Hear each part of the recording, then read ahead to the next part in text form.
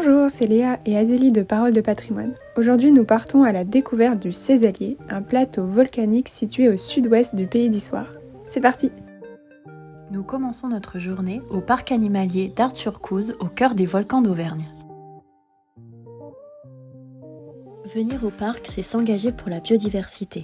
Chaque billet acheté permet de soutenir, via le fonds de dotation Play for Nature, plus d'une dizaine d'organisations qui protègent les espèces menacées en France et dans le monde.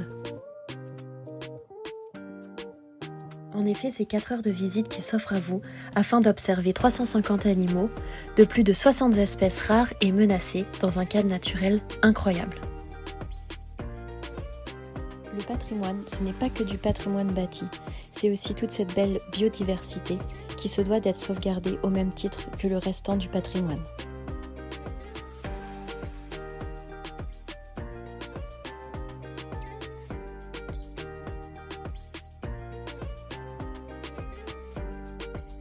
Chaque jour au parc, vous pourrez retrouver des animations pédagogiques et des nourrissages privés, un moment inoubliable durant lesquels vous pourrez donner à manger aux girafes, nourrir les ratons laveurs, les loups ou encore les lémuriens. Sur le parc, il y a aussi 3 enclos d'immersion afin de circuler au plus près des animaux en liberté. Après votre passage au parc animalier d'Auvergne, arrêtez-vous à Ardes-sur-Couze pour découvrir l'histoire de la capitale du duché des Mercœur. Les Mercœur étaient une famille seigneuriale très importante sur ce territoire auvergnat. Vous allez retrouver le quartier dit Bas, qui est le quartier le plus ancien, où vous aurez notamment la possibilité de découvrir l'église Saint-Dizian, qui est d'une couleur un peu atypique, rosée, qui est caractéristique de sa pierre de construction qui est le tuf volcanique. Aujourd'hui, on a une autre partie de la ville qui est appelée la ville de Ardes-le-Haut ou Ardes-la-Neuve qui s'est construite au XIIIe siècle sous l'impulsion du seigneur des Mercœur. La particularité de cette partie de la ville est d'être étendue le long de la Grande Rue avec des parcelles assez étroites et profondes que l'on appelle des parcelles en lanière. Enfin, à Ardes-sur-Couze, l'immanquable le long de la Grande Rue, c'est la maison Rode qui est particulière par son style néo-médiéval et qui appartenait à une famille importante de négociants d'agrumes au XVIIe et XVIIIe siècle.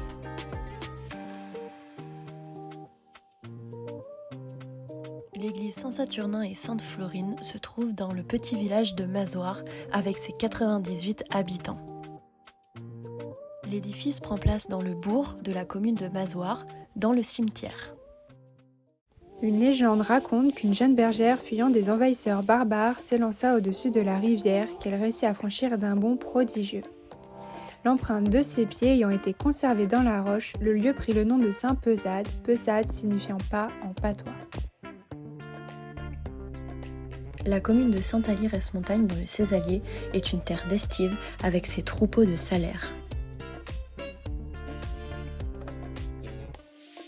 L'église de Saint-Allier se trouve en face du mont Chabru, bien reconnaissable avec sa double bosse sur laquelle se trouve une croix et une statue dédiée à Notre-Dame de l'Essire, le vent du Cézallier.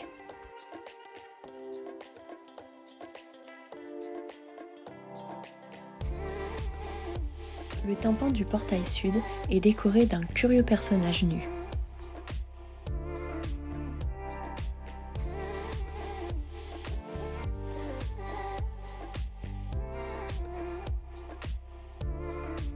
En arrivant sur Jassy, vous trouverez la ferme du Fayet et sa boutique pour faire le plein de Saint-Nectaire et de bons produits locaux issus directement de la ferme. Profitez de votre arrêt à Jassy pour faire une petite marche au frais le long des cascades, puis vous avez une rando plus longue pour notamment découvrir le magnifique lac de Roche-Orsine, mais ça, on vous laisse découvrir par vous-même.